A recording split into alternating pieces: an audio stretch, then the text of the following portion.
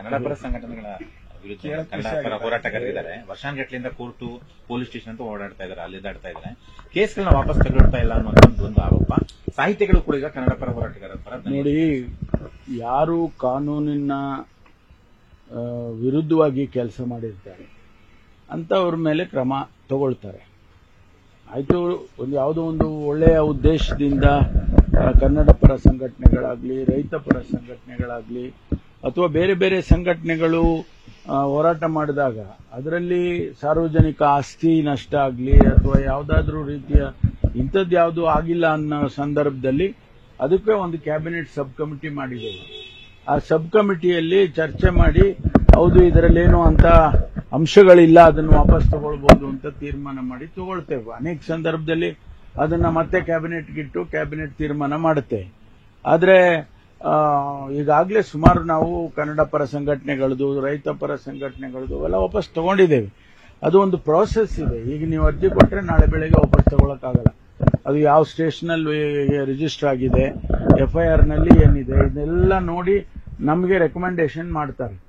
ಮಾಡಿದಾದ್ಮೇಲೆ cabinet sub committee ಮುಂದೆ ಬಂದು ಅವರು ಚರ್ಚೆ ಮಾಡಿ ಹೌದು ಇದು ಮುಂದುವರ್ಸೋದಕ್ಕೆ ಏನು ಯೋಗ್ಯ ಅಲ್ಲ, ತಗೊಂಬಿಡಿ ವಾಪಸ್ಸು ಅಂತ ತಗೊಳ್ತಾರೆ.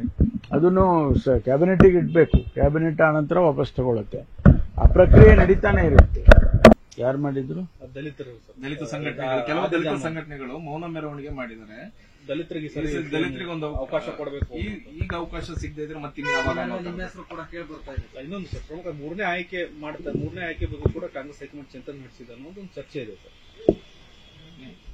ಇದೆಲ್ಲ ಯಾರು ನಿಮಗೆ ಮಾಹಿತಿ ಕೊಡ್ತಾರೆ ಅಂತಾನೆ ಗೊತ್ತಿಲ್ಲ ನನಗೆ. ಇಲ್ಲ ನೀವೇ ಎಲ್ಲ ಏನು ಸ್ಪೆಕ್ಯುಲೇಟ್ ಮಾಡ್ತೀರಾ ಏನೋ ಗೊತ್ತಿಲ್ಲ. ಕನ್ನಡ ಪರ ಸಂಘಟನೆಗಳ ವಿರುದ್ಧ ಕನ್ನಡ ಪರ ಹೋರಾಟಗಾರರಿದ್ದಾರೆ. ವರ್ಷಾನ್ಗಟ್ಲಿಂದ ಕೋರ್ಟು ಪೊಲೀಸ್ ಸ್ಟೇಷನ್ ಅಂತ ಓಡಾಡ್ತಾ ಇದ್ದಾರೆ, ಅಲ್ಲಿದ್ದಾಡ್ತಾ ಇದ್ದಾರೆ. ಕೇಸ್ಗಳನ್ನ ವಾಪಸ್ ತಗೊಳ್ತಾ ಇಲ್ಲ ಅನ್ನೋದು ಒಂದು ಆರೋಪ. ಸಾಹಿತಿಗಳು ಕೂಡ ಈಗ ಕನ್ನಡ ಪರ ಹೋರಾಟಗಾರರ ಪರ. ನೋಡಿ, ಯಾರು ಕಾನೂನಿನ ವಿರುದ್ಧವಾಗಿ ಕೆಲಸ ಮಾಡಿರ್ತಾರೆ ಅಂತವ್ರ ಮೇಲೆ ಕ್ರಮ ತಗೊಳ್ತಾರೆ. ಆಯ್ತು, ಯಾವುದೋ ಒಂದು ಒಳ್ಳೆಯ ಉದ್ದೇಶದಿಂದ ಕನ್ನಡ ಪರ ಸಂಘಟನೆಗಳಾಗ್ಲಿ, ರೈತ ಪರ ಸಂಘಟನೆಗಳಾಗ್ಲಿ, ಅಥವಾ ಬೇರೆ ಬೇರೆ ಸಂಘಟನೆಗಳು ಹೋರಾಟ ಮಾಡಿದಾಗ ಅದರಲ್ಲಿ ಸಾರ್ವಜನಿಕ ಆಸ್ತಿ ನಷ್ಟ ಆಗಲಿ ಅಥವಾ ಯಾವುದಾದ್ರೂ ರೀತಿಯ ಇಂಥದ್ದು ಯಾವುದು ಆಗಿಲ್ಲ ಅನ್ನೋ ಸಂದರ್ಭದಲ್ಲಿ ಅದಕ್ಕೆ ಒಂದು ಕ್ಯಾಬಿನೆಟ್ ಸಬ್ ಕಮಿಟಿ ಮಾಡಿದ್ದೇವೆ.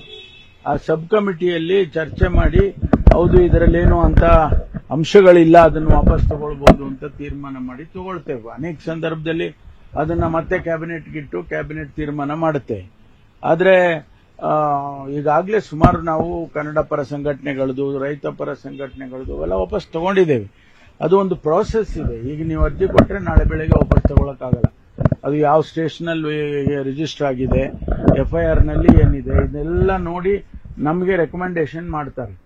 ಮಾಡಿದಾದ್ಮೇಲೆ ಕ್ಯಾಬಿನೆಟ್ ಸಬ್ ಕಮಿಟಿ ಮುಂದೆ ಬಂದು ಅವರು ಚರ್ಚೆ ಮಾಡಿ ಹೌದು ಇದು ಮುಂದುವರ್ಸೋದಕ್ಕೆ ಏನು ಯೋಗ್ಯ ಅಲ್ಲ, ತಗೊಂಬಿಡಿ ವಾಪಸ್ಸು ಅಂತ ತಗೊಳ್ತಾರೆ. ಅದನ್ನು ಕ್ಯಾಬಿನೆಟ್ಗೆ ಇಡಬೇಕು. ಕ್ಯಾಬಿನೆಟ್ ಆನಂತರ ವಾಪಸ್ ತಗೊಳುತ್ತೆ. ಆ ಪ್ರಕ್ರಿಯೆ ನಡೀತಾನೆ ಇರುತ್ತೆ. ನಿರ್ಭೀತ, ನಿಷ್ಪಕ್ಷಪಾತ, ವಿಶ್ವಾಸಾರ್ಹ ಸುದ್ದಿಗಳಿಗೆ ಹೆಸರಾಗಿರುವ ನ್ಯೂಸ್ 18 ಕನ್ನಡ ಈಗ ಆಪ್ನಲ್ಲೂ ಲಭ್ಯವಿದೆ. ದಯವಿಟ್ಟು ಇಲ್ಲಿರುವ QR ಕೋಡ್ನ ಸ್ಕ್ಯಾನ್ ಮಾಡಿಕೊಂಡು ಆಪ್ ಡೌನ್ಲೋಡ್ ಮಾಡೋದಕ್ಕೆ ಮರಿಬೇಡಿ. ನಿಮ್ಮ ಬೆಂಬಲ ಹೀಗೆ ಸದಾ ನಮ್ಮೊಂದಿಗಿರಲಿ. ಧನ್ಯವಾದ.